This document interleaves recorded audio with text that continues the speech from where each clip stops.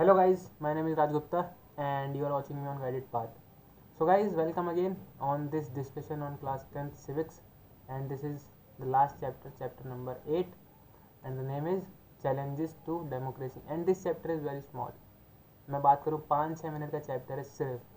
अब आप बोलोगे कैसे, बुक में तो बहुत बड़ा है. तो बुक में बहुत बड़ा है, कोई बात नहीं, बुक में तो सारे चैप्टर बड़े हैं, बट यहाँ पे क्या हुआ है, अच्छे से हुआ है, और मतलब बात करें शॉर्ट में भी हुआ है, समझ में भी आई है हर चीज़. तो बुक का की तरफ से जाओगे तो आप फंस जाओगे, मतलब चक्रव्यूह में फंस जाओगे. तो उसमें नहीं फंसना है, हमें नहीं फंसना है, हमें शॉर्ट में पढ़ना है और पूरा तरीके से पढ़ना है. ठीक है. चैलेंजेस टू डेमोक्रेसी मीन्स कि क्या क्या चैलेंजेस डेमोक्रेसी ने फेस किए हैं. ठीक है. हम बात करें इंडिया की, हम बात करें यूएसए की, हम बात करें किसी भी डेमोक्रेटिक कंट्री की, वहाँ पे चैलेंजेस आए हैं डेमोक्रेसी को लेकर. तो यूएसए जैसी कंट्री ने भी डेमोक्रेसी जब स्टार्टिंग में लागू की थी तो उनको भी बहुत सारी दिक्कतें आई थी, बहुत सारी प्रॉब्लम्स आई थी, बहुत सारे चैलेंजेस उन्हें फेस करने पड़े थे. Same with India. तो इंडिया के साथ भी यही हुआ था कि चैलेंजेस आए थे डेमोक्रेसी के लिए. स्टार्टिंग में जब हमने डेमोक्रेसी अडॉप्ट किया था तो बहुत सारे, हम बात करें जो एक्सपर्ट्स थे वो बोल रहे थे कि इंडिया में डेमोक्रेसी नहीं रहेगी, इंडिया में जो डेमोक्रेसी है वो चल ही नहीं सकती है, बिकॉज हमारी जो कंट्री है बहुत ज़्यादा डाइवर्स है, मतलब हर तरीके के रिलीजन पाए जाते हैं, हर तरीके की कास्ट पाई जाती है. ठीक है. हर तरीके के कलर के लोग पाए जाते हैं, सो हर तरीके की सोच के लोग पाए जाते हैं, सो बहुत ज़्यादा डिफरेंसेस हैं. तो उन्होंने बोला था कि डेमोक्रेसी नहीं टिक पाएगी, क्योंकि डेमोक्रेसी मतलब एक बहुत ही, मतलब हम बात करें अच्छी गवर्नमेंट होती है. सो इसलिए उन्होंने ऐसा बोला. But we are successful. 70 साल हो चुके हैं हमें डेमोक्रेसी के साथ, और 70 से ज़्यादा हो चुके हैं बेसिकली. तो देखते हैं हम क्या क्या चैलेंजेस हमने फेस किए और क्या क्या था इस चैप्टर में, सो उसे डिस्कस करेंगे. सो thinking about challenges. The foundational challenge is of making the transition to democracy and then instituting democratic government. सो सबसे पहला चैलेंज था फाउंडेशनल चैलेंज. कौन सा था फाउंडेशनल चैलेंज?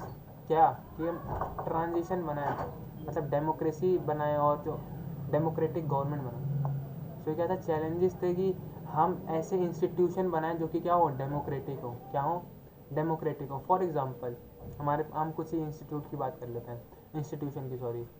सो इंस्टीट्यूशन की बात कर लेते हैं. Election commission of India. Election commission of India.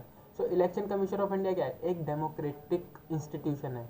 मैं बात करूँ तो सबसे ज़्यादा डेमोक्रेटिक इंस्टीट्यूशन लगता है मुझे ये, अपनी ओपिनियन में, बिकॉज यहाँ पे जो 3 कमिश्नर होते हैं, मतलब बेसिकली 3 होते हैं. पहला एक होता है chief commissioner, chief election commissioner.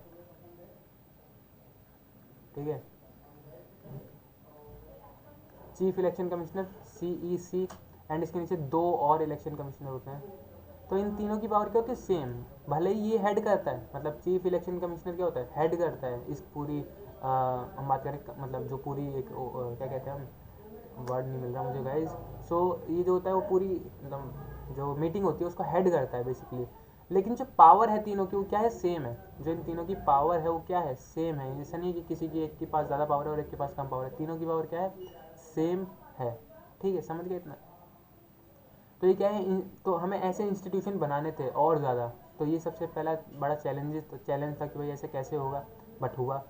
This involve bringing down the existing non democratic regime, keeping military away from the controlling government. So हमने भी पहले भी देखा कि म्यांमार फॉर एग्जाम्पल, वहाँ पे क्या है, मिलिट्री रूल है. ठीक है. और तो हमें सबसे ज़्यादा पहले क्या करना था कि हमें मिलिट्री रूल हटाना था अपनी गवर्नमेंट में से. जो भी मिलिट्री के लोग गवर्नमेंट को कंट्रोल करते थे उन्हें हटाना था. सॉरी गाइस, बम्बल हो रहा है थोड़ा सा. ठीक है, बम्बल. सो मिलिट्री को हमें दूर करना था गवर्नमेंट को कंट्रोल करने से. ठीक है. और जो नॉन डेमोक्रेटिक रिजाइम्स थी, मतलब बहुत सारी ऐसी चीज़ें थी जो कि नॉन डेमोक्रेटिक थी, तो उनको हटाना था. तो बहुत मुश्किल होती है उन चीज़ों को हटाने में स्टार्टिंग में, बट अब जब डेमोक्रेटिक हो गई तो अब कोई दिक्कत नहीं है ऐसे इंस्टीट्यूशन बनाने में. समझ गए इतना, कि सबसे पहली दिक्कत ये थी फाउंडेशन रखने में, नींव रखने में. तो सबसे बड़ी चीज़ वो थी. Second, most of the stabilize democracy face the challenge of expansion. तो सबसे बड़ी, उसके बाद हम बात करें जो हमने चैलेंज फेस किया वो किया एक्सपेंशन का, कि इसे बढ़ाएं कैसे. ठीक है. एक ही इंस्टीट्यूशन से क्या पूरा कंट्री डेमोक्रेटिक हो सकता है, नहीं. ठीक है. सो हमें इसे बढ़ाएं कैसे. So this involves applying the basic principle of democratic government across all the regions, different social groups and various institutions. ठीक है. सो हमें इन्हें बढ़ाना था, हर रीजन तक पहुंचाना था. मतलब हम बात करें इंडिया, चेन्नई, हम बात करें कोलकाता, वेस्ट बंगाल, हर जगह तक हमें इस चीज़ को पहुंचाना था, डिफरेंट सोशल ग्रुप्स में पहुंचाना था. ठीक है. सो ये हमें करना था, स्टेबलाइज करनी थी, स्प्रेड करनी थी, फैलानी थी. ठीक है, तो वो सब इसमें हमें फेस किया हमने। Third and the last thing, मैंने बोला था छोटा सा चैप्टर है, सो ये लास्ट पॉइंट है। Deepening of democracy is faced by every democracy in one form और another. So deepening of democracy means कि हमें मतलब डीप करनी है और ज़्यादा इसको फैलाना है। जैसा ऊपर हमने एक्सपेंशन की बात की थी, लेकिन इसमें क्या है, डीपनिंग। ठीक है, तो ये हर किसी ने फेस किया by every democracy in one form और another. This involves strengthening of the institution and practices of democracy. So deepening means कि हम क्या करेंगे, और ज़्यादा इंस्टीट्यूशन को स्ट्रेंथन करेंगे एंड हम बात करें प्रैक्टिस करेंगे डेमोक्रेसी की। डेमोक्रेसी की प्रैक्टिस कैसे कर सकते हैं हम? डेमोक्रेसी की प्रैक्टिस कैसे कर सकते हैं हम? डेमोक्रेसी की प्रैक्टिस हम बहुत तरीक़ों से कर सकते हैं ना। जैसे रोज़ रेगुलर इलेक्शन कर रहे हैं हम, ठीक है, पहले इलेक्शन नहीं होते थे लोकल गवर्नमेंट के, बट अब होते हैं। तो इसका मतलब क्या, हम और ज़्यादा इम्प्रूव कर रहे हैं अपनी डेमोक्रेसी में। ठीक है, सो डेमोक्रेसी के जो चैलेंजेस थे वो तीन ही चैलेंजेस थे हम बात करें। पहला डीप मतलब last deepening, second last is foundational sorry expansion वाला, challenge of expansion, and first is हम बात करें फाउंडेशनल चैलेंज। तो तीन ही चैलेंज थे, और इससे ज़्यादा इस चैप्टर में कुछ है नहीं बताने के लिए, वरना मैं प्लीज़ ज़रूर बताता। आपके हर चैप्टर में मैंने ज़्यादा ही बताया है, कम नहीं बताया किसी में भी, बट इसमें कम था तो कम ही से काम चलाना पड़ेगा। एंड अगर यहाँ तक वीडियो देखी है तो प्लीज़ शेयर कर देना वीडियो को। ठीक है, सो थैंक यू, अब बिग थैंक यू जिन्होंने यहाँ तक देखी है। अगर डायरेक्ट यहाँ तक आए तो प्लीज़ सॉरी, आपके लिए थैंक यू नहीं है।